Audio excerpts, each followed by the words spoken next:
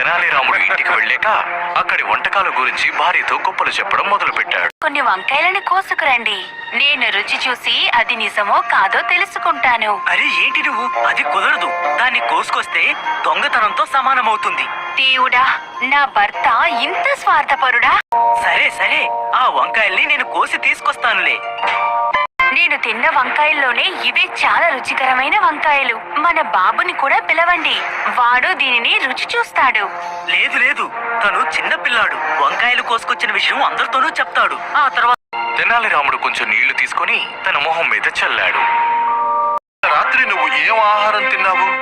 మహారాజా, నేను వంకాయ కూర తిన్నాను. తెనాలిరామా, నువ్వే వంకాయల్ని దొంగలించావు. రాజా, నేను బయట అరుగు మీద పడుకున్నాను. అప్పుడు వర్షం కూడా కురిసింది. మా నాన్న లోపలికి తీసుకువెళ్లారు. తన మాటలు విన్నాక ఆ చిన్న పిల్లాడు నిద్రమత్తులోనే ఉన్నాడని అందరూ తెలుసుకున్నారు.